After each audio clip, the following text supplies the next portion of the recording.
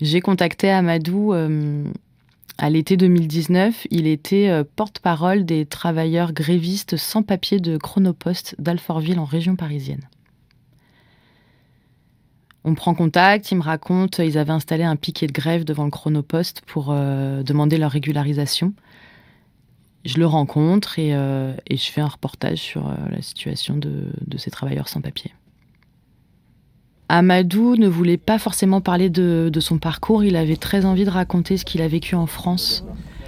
Et il m'a dit « J'ai besoin de raconter, car je ne m'attendais pas à ce que ça puisse se passer comme ça dans le pays des droits de l'homme. » Il me raconte ses conditions de travail au noir, il appelle ça de l'esclavage moderne et je me dis que son histoire est différente des autres et qu'il faut la raconter sur ce qui se passe aussi en arrivant.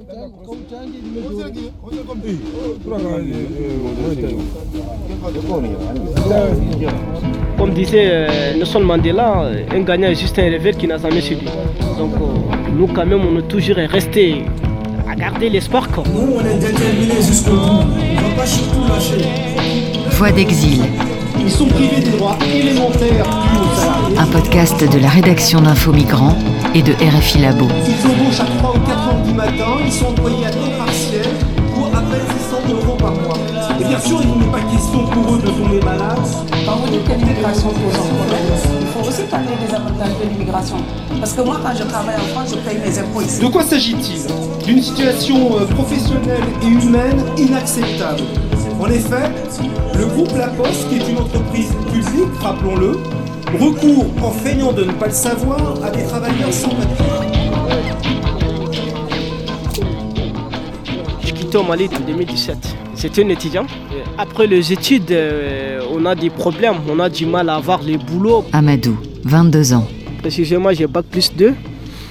Bon, je n'ai pas pu continuer avec mes études parce que j'avais trop de problèmes, trop de dépenses parce que de quitter chez moi même pour aller à l'école, donc c'était pas facile quoi parce que c'était trop loin. Donc chaque jour de partir, va et vient là-bas, c'est pas facile quoi. Parce que moi j'étais avec un ami, on a fait les études ensemble parce que lui aussi il est là. C'est lui qui est venu avant moi. Donc quand lui aussi il est venu, moi c'était là-bas, j'en avais marre. Donc un jour seulement j'ai pris la décision. Par téléphone, j'ai dit que ouais moi demain même moi je dois partir en Algérie. Mais je n'ai pas été clair avec lui que je vais venir en France. Parce que de traverser la mer comme ça, de dire beaucoup de personnes. Donc j'ai dit je dois aller me débrouiller un peu en Algérie quoi. De Bamako jusqu'au nord du Mali et Gao, après Algérie. Pour traverser la frontière, moi, il n'y a pas de problème là-bas parce qu'une fois que tu es avec les bus, tu as tes papiers, donc ils vont te laisser rentrer. Quoi. En seulement quelques jours, Amadou atteint la frontière entre l'Algérie et le Maroc. Vous marchez la nuit, la journée vous vous reposez. Parce qu'on quitte là-bas la nuit, donc on marche, on fait toute la nuit à marcher. Donc tu prends à manger, à boire, beaucoup de trucs comme ça avec toi. Parce que c'est 3 jours en fait. Tellement c'est pas facile quoi. Parce qu'il y a des montagnes, tu montes, tu descends, tu montes, tu descends, tu montes, tu descends. Finalement, il y a des gens qui ne veulent pas supporter quoi. Donc finalement, il y a certaines aussi qui vont vous abandonner de rester là-bas. Il y a certaines aussi qui vont retourner, se débrouiller pour y retourner. Ouais. Parce qu'une fois que tu es fatigué, le guide aussi va dire que moi je n'attends personne. Donc nous on ne t'attend pas. Moi je suis arrivé à Oujda. Chacun se débrouille pour aller chez son coxeur ou ton coxeur vient te chercher là-bas. Juste, il m'a dit de prendre un taxi, j'ai pris le taxi. Donc, il a expliqué l'endroit au taximan. Donc, c'est là-bas, il m'a déposé lui-même. C'était juste à côté de chez lui. Donc, il est sorti pour venir me chercher. Quoi. Donc, on est rentré chez lui. Parce qu'après, moi, j'ai passé 10 jours avec lui, chez lui à Oujda. Après, il m'a envoyé là-bas de partir en Nador. Donc, je vais partir en Nador. Donc, j'ai fait 23 jours en Nador. 23 jours en Nador. Les jours qu'on devrait monter, le monsieur il est venu nous chercher à 22 heures. Pour aller juste à côté de la mer, c'est à marcher même quoi. C'était pas non loin, donc on est parti là-bas. Ils ont pris les Zodiacs, on a amené ça au bord de la mer, donc ils nous ont lancé. On avait des Sénégalais, notre capitaine c'était un Sénégalais, le boussolien aussi c'est un Gambien. Donc quand même on est parti comme ça, parce que plus généralement ils donnent des capitaines, ils choisissent des gens comme capitaine que des Sénégalais. En Afrique de l'Ouest, là où il y a des mers, quoi. Parce que c'est eux qui connaissent beaucoup la mer que les autres pays, quoi. Tels que les Sénégalais, les Ivoiriens, les Gambiens. Ou des Guinéens comme ça. Là où il y a la mer quand même. On était avec 7 femmes, il y avait des enfants avec nous, l'âge de 15 à 13, 12 comme ça. Bon, avec des femmes aussi. Parce qu'on était nombreux jusqu'à ce que les capitaines, même souvent, même, ils ne voient même pas devant. Tu vois. Jusqu'à ce qu'ils demandent les gens de s'asseoir, de baisser leur tête comme ça. Donc forcément, il y a de l'eau qui rentre. Et il y avait des enfants qui pleuraient quand on était dans les Zodiacs. Mais on n'avait pas de choix. Parce qu'à un moment, quand on n'avait plus de faim, chacun se cherchait. Hein. On a eu de la chance qu'on a été localisé par un hélicoptère, donc il a appelé les gens des faim de venir nous chercher. Sinon, si c'était pas ça, ça n'a pas marché. On a rencontré les gens de la marine espagnole à 14h, parce qu'on était perdus dans la mer. Finalement, on n'avait plus même de carburant. Tout était fini, donc on a vu des hélicoptères et un hélicoptère qui est venu faire la localisation. Il est venu 2 fois nous voir. La 3e fois, il est venu avec le Salvamento, les marins espagnols, quoi. Donc il nous a pris comme ça depuis à 14h. Et on est arrivé en Espagne jusqu'à 20h comme ça. Après avoir fait 72 heures avec les policiers, on est parti là-bas, à Bilbao. Les gens là-bas, il y a des gens qui font passer les gens par trafic, quoi. C'est avec leur voiture personnelle, quoi. Ils vont vous amener jusqu'à Bayonne. Ils vont même vous indiquer, ouais, c'est là-bas les Croix-Rouges, quoi, donc vous allez partir. Centre des Croix-Rouges, j'ai fait 2 jours là-bas. Donc après avoir passé 2 jours là-bas, on a pris les bis de venir à Paris-Bercy.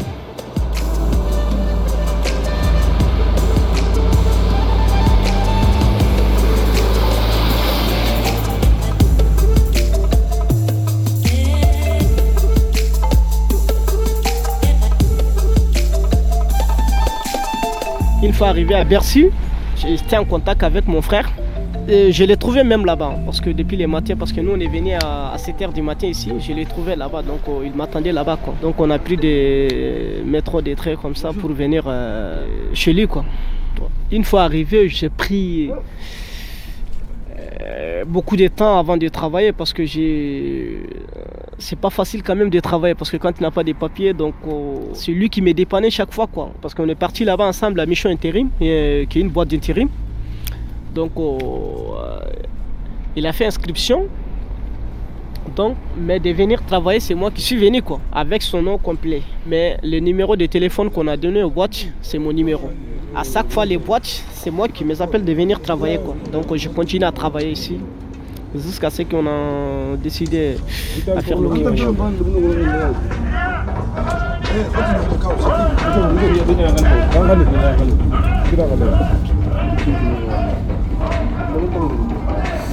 Oui, on est dans une tente de Barnum devant Chronopost, Alfortville qu'on est devant, le site même, qu'on a commencé la lutte depuis le 11 juin, 7 mois maintenant pour la revendication de nos droits. Ils ont refusé de nous régulariser, donc on est là juste pour obtenir nos régularisations.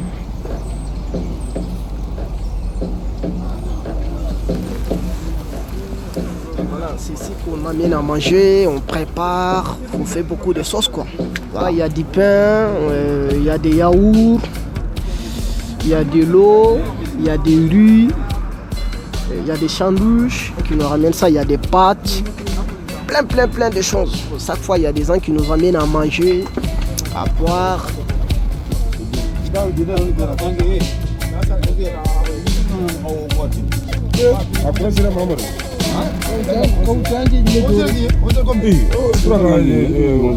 D'être sans-papier à Chrono, quand même, c'est pas facile.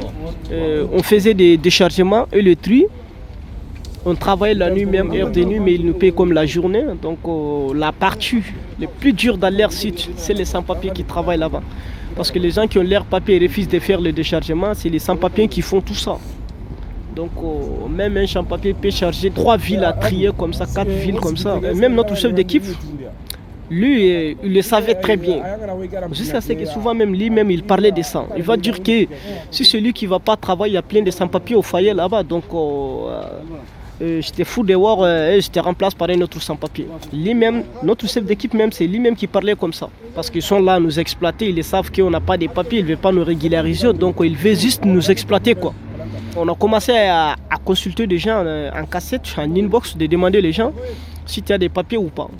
Donc on a fait des recensements comme ça jusqu'à ce que de connaître le nombre de sans-papiers. Vraiment on est là comme ça dans une situation inacceptable, on ne peut pas continuer comme ça.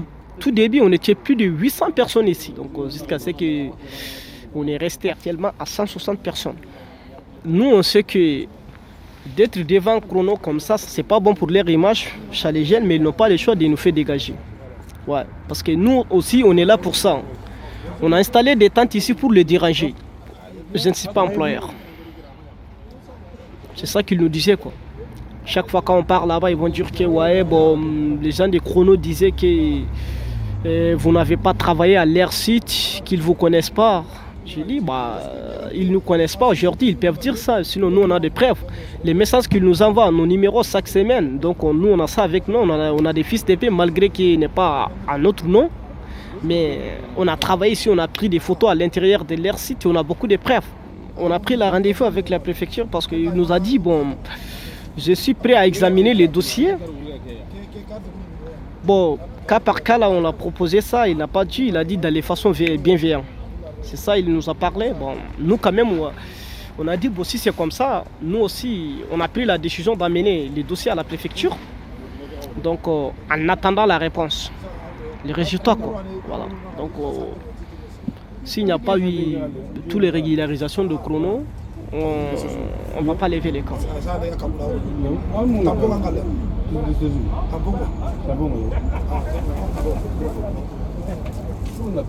Le 2, on a eu 12 régularisations.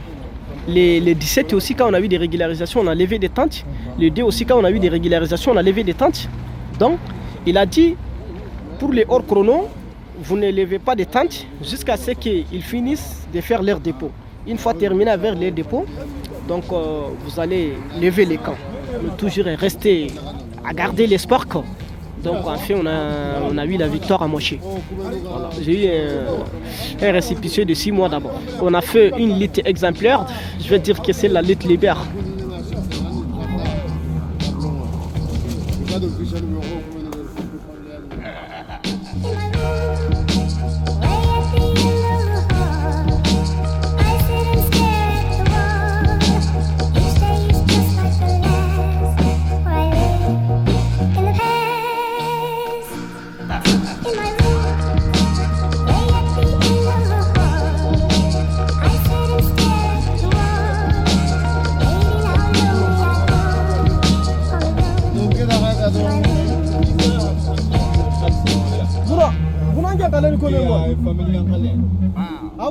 Dans toute ma vie même, c'est ma première fois de faire ce genre de conditions de vie. Depuis le début, les moments que je suis venu, j'étais carrément dégoûté de venir ici. Parce que les gens me disaient, ouais, en France, c'est pas facile ici quand tu viens, mais je l'écoutais même pas. Je l'écoutais pas tellement que j'avais envie de venir, je l'écoutais même pas. Mais c'est pareil pour moi aussi. Ce que je vais donner comme conseil à mes frères aussi, ils ne vont pas m'écouter. La réalité est que tu es dans le terrain. Donc une fois que tu es arrivé sur le terrain, tu connaîtras la réalité quoi, en fait. On n'a même pas besoin de te dire autrement quoi. Ouais. Mais je ne croyais pas. Parce que moi je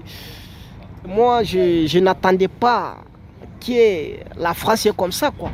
Parce qu'avant quand on me disait que la France, beaucoup de choses comme ça, depuis tout petit, moi j'avais envie de venir. C'était mon rêve de venir en France quoi. Donc quand on veut, on peut. Sinon, de ne pas avoir le visa de venir par la mer comme ça, c'est de te donner à la mort.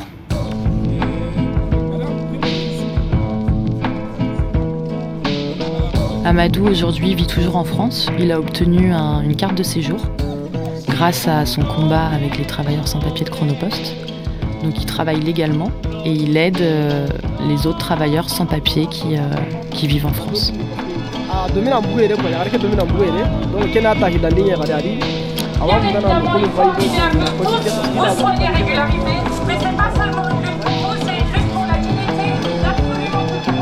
réalité, elle est qu'il y a des travailleurs ici dans le pays sans papier qu'on accepte de faire travailler quand même à des horaires qui ne sont pas décents.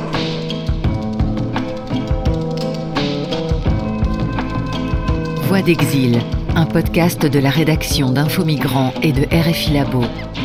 Journaliste, Leslie Carretero. Réalisation, Benjamin Saralier. Coordination, Amara Makoul. Mixage 3D, Xavier Gibert. Musique, Chinese Man Records.